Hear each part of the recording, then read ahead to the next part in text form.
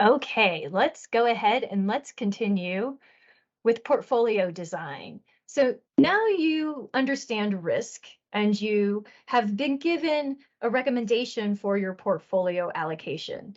In this section, we're going to dig into what that means, why it's so important to determine the percentage of stocks and bonds that's best for your portfolio and achieving your goals. And a metaphor I'm going to use for the rest of this section is to think of your wardrobe and your closet. When you think of your wardrobe, what percentage of your wardrobe do you allocate to formal attire, to casual attire, to t-shirts, to sweaters? We make these decisions with our resources. We maybe put more focus on warm clothes if we live in a warmer climate, on cold clothes if we live in a colder climate. Or maybe if clothing isn't your thing, you can think about your kitchen, right? How do you like to cook? What are your goals for cooking? And how do you allocate your food budget every month to support your goals?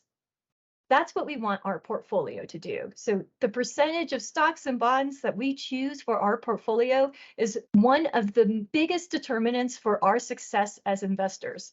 Uh, Research says that more than the actual investments that you choose is the allocation that you make in your portfolio and stick to and evaluate over time. So let's talk more about portfolio allocation.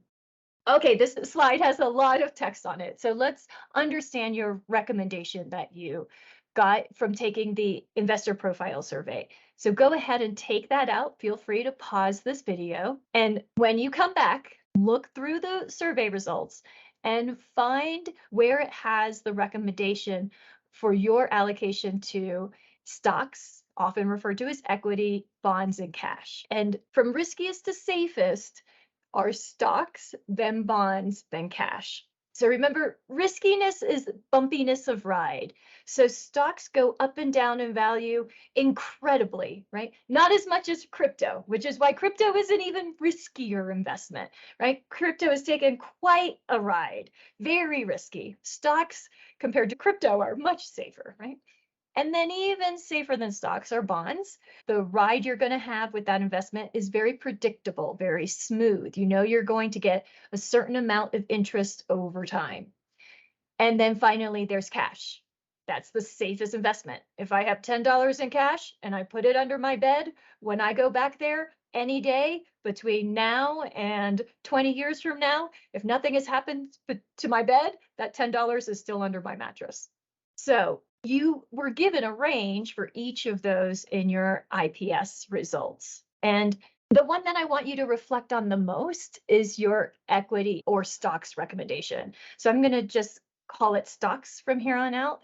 So look at the percentage of stocks that were recommended to you. We know that stocks are going to give us the best return over time. And there's a range, right? You've been given a range for the percentage of stocks that you should invest in. Where should you go in that range?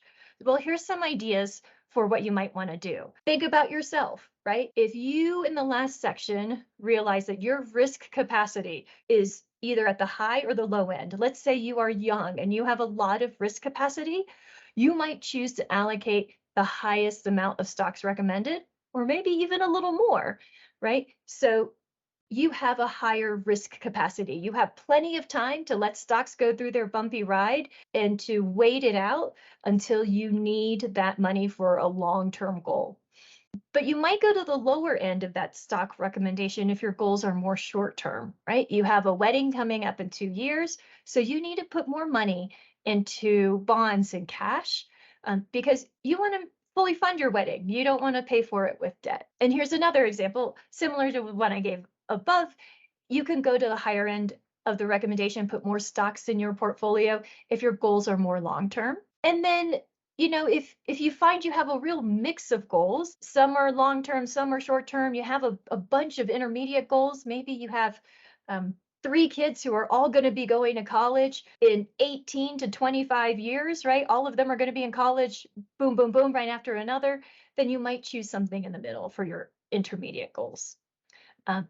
So you want to look at the recommendation because it's not giving you a set number. It's asking you to reflect on the context of your personal life because you are the expert on yourself and your goals. Where should you allocate how much, what percentage to stocks, bonds, and cash? So take a moment. You might want to pause this video and really take the time to refine those numbers and then start again with us.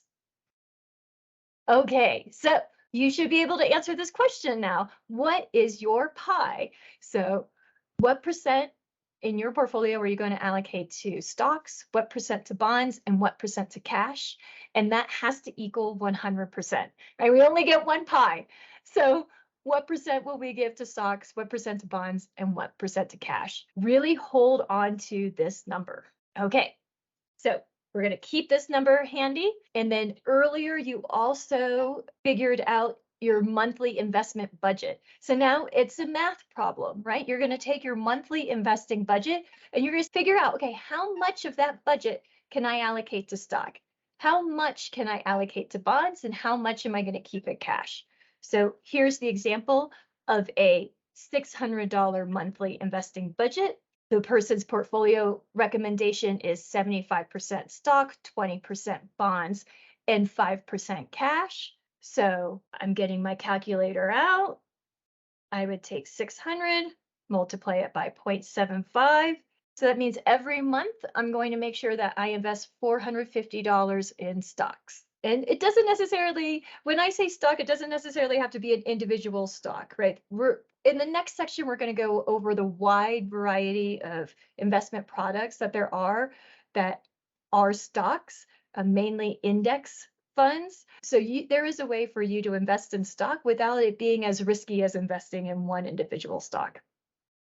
So if I put $450 of my monthly investing budget into stock, then 20% would be $120 into bonds, and then 5%, whatever is left, would stay in cash in a high yield savings account or maybe a money market account, somewhere very, very, very safe.